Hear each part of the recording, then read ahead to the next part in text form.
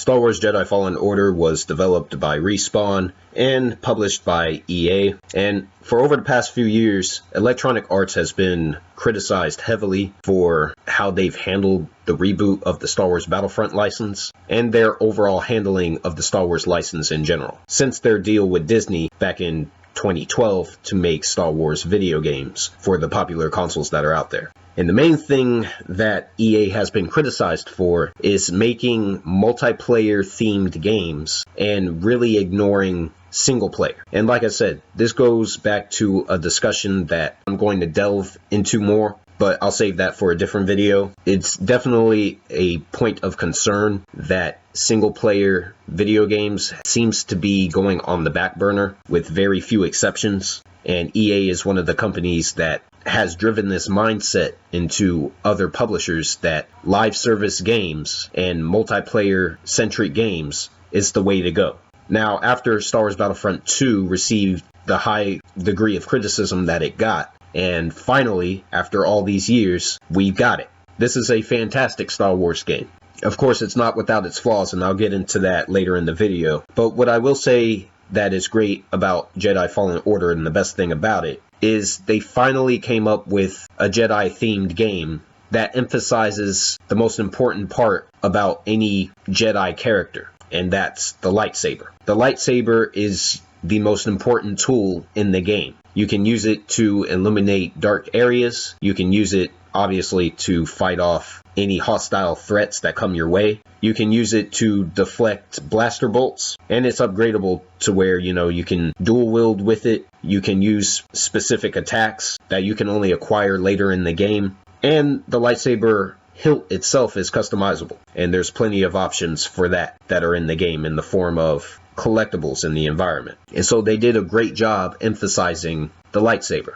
This is one of the reasons why I hated Star Wars The Force Unleashed. A lot of people remember Star Wars The Force Unleashed fondly.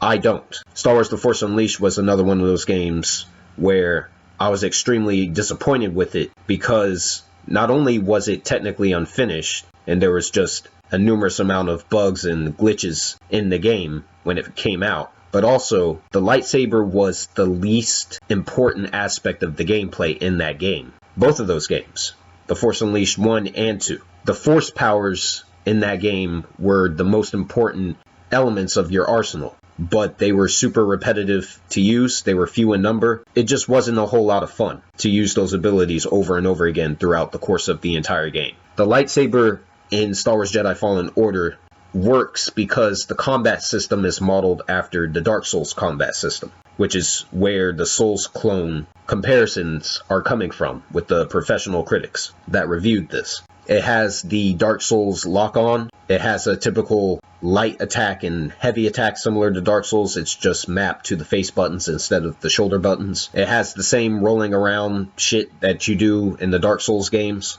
or in other games like Bloodborne, Nioh, that sort of thing, Code Vein, whatever. And it also copies other elements from those games as well, such as the bonfires. It copies that, except the only difference is that you cannot fast travel. And that's one of the problems I have with the game personally. And the last major element that it has, that it copies from the Souls games, are the shortcuts in the environment. There are these shortcuts that you can unlock in the environment that makes traversal easier. So, like, because you have 6 different planets that you can travel to in this game, you can backtrack and go back to a planet and go and pick up collectibles that you didn't get the first time you visited a specific planet. All that's great. And they took the important elements of the Dark Souls formula and they left what needed to be left on the cutting room floor just enough to where the game doesn't feel completely like a Souls clone. Some other games that this game copies from are the newer Tomb Raider games, and especially the Uncharted games. You have these grand set pieces in the game where you climb on shit and it's very cinematic, and the camera, tracks the player, wherever you go. And all of that was great. It was handled very well.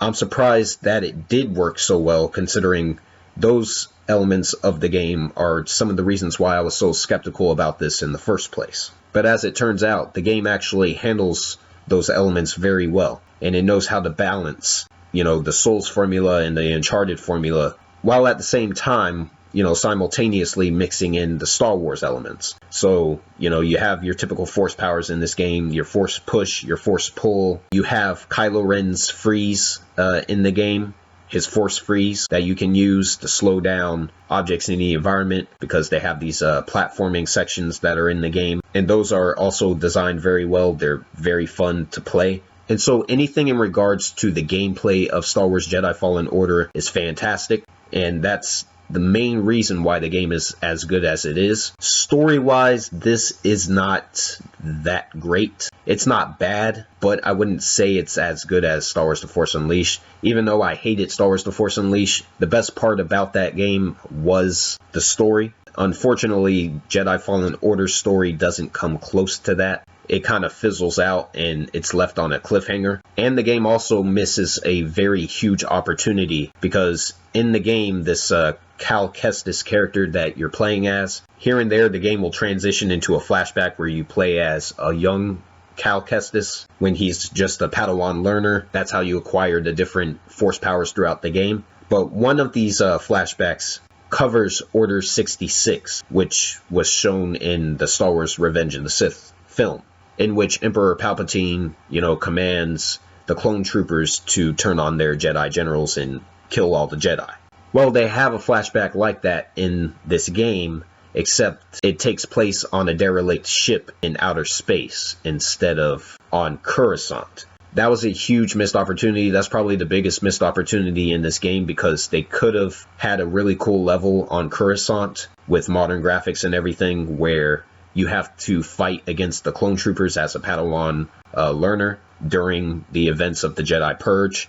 And they could have had an Anakin cameo as well. If not, maybe even a boss fight. And they really dropped the ball there. I was actually really disappointed with that flashback. The game kind of makes up for that at the very end, because Darth Vader does have a cameo appearance in this game. And it's the best appearance of Darth Vader that I've seen in any Star Wars video game I've ever played, despite the fact that it's short-lived. But nonetheless, that flashback with Order 66 is pretty disappointing, either way. As far as the bosses go, the bosses are interesting in this game.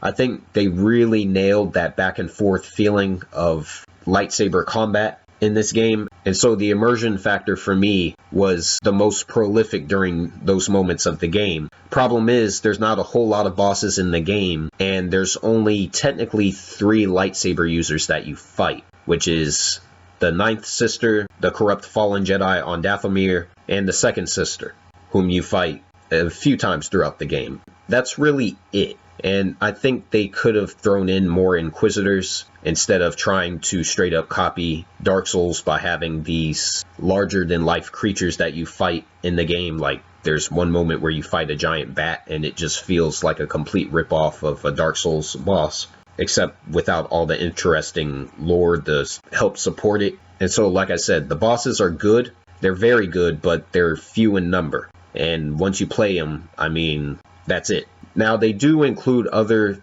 different gameplay aspects, such as you can swim underwater, and that's handled pretty well in this game. That was one of the more surprising elements of the gameplay. But of course, gameplay elements like that are extremely limited throughout the environment in the game. And as far as the skill tree goes, this isn't an RPG, thank God. It's just a typical action-adventure game. The skill tree does have some interesting abilities in them, but there's no combo extenders or anything. You have the same 3-hit combo throughout the entire game, and you do get some other abilities to help mix up the combat a little bit more, so it doesn't get repetitive too quickly. Unfortunately, like I said, there's no combo extenders, and what you can actually do with the lightsaber is extremely limited. And so that's something that they can fix for the sequel to this game. Now, graphically, the game is good, but it's not great, I would say. The environment in this game looks fantastic, and I do like the character models of the main characters in the game. Unfortunately, there are some character models that just look terrible. For example, the Wookiees in this game look fucking awful. I have no idea how those got greenlit before this game was released, but the Wookiees look fucking horrifying in this game. Like I said, I have no idea how that got on the cutting room floor, but those designs made it there, so yeah, they fucked up there. And another big problem with Jedi Fallen Order is that they have these texture pop-ins where the game is trying to load and it loads too late, and so you're looking at some PS1 shit while the game is trying to catch up if you enter a new area. Another game that had that issue, except it was worse in that game that came out earlier this year, is Control. Control had the same texture pop-in issues that Jedi Fallen Order has, except it was far worse in that game. And it's like, this is a single player game, you know. It shouldn't have these loading issues like when you enter a new area while you're playing the game. You know, things like that shouldn't happen. And they said that they would go ahead and release a patch for that, but like I said, it should have been corrected before the game was released. I say the last major issue with Jedi Fallen Order is the enemy variety. The enemy variety is not very strong in this game, and the enemies don't really pose that much of a threat.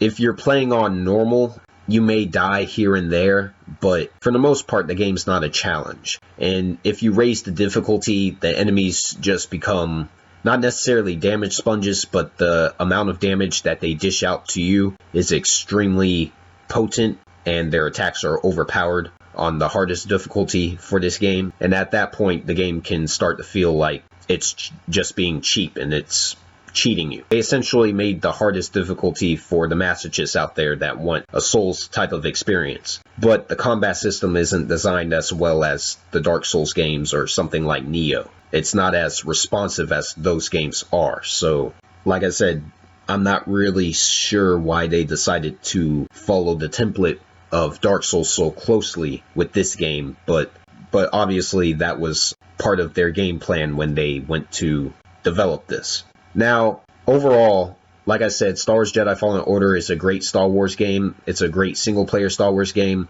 but it's really a one-and-done type of game. There's really no reason to go back and play it again, and there's very little reason to go back and actually backtrack and collect the things that you missed while you were playing the game, unless you're just trying to collect trophies. And even then, because the game lacks a fast travel system and the map is designed kind of strange in this game, they kind of designed it after the Metroid Prime style, and that sort of thing is kind of outdated at this point. So like I said, I'm not really sure why they decided to do that, but there's not much incentive to really go back and play the game more after you complete it. And that does beg the question of, you know, is this really worth $60? To me personally, I felt that I got my money's worth with this game, but at the same time, I'm not going to go back and replay this. There's no reason for me to. Versus, you know, something like Star Wars Battlefront 2, which is a much better game now than when it first released,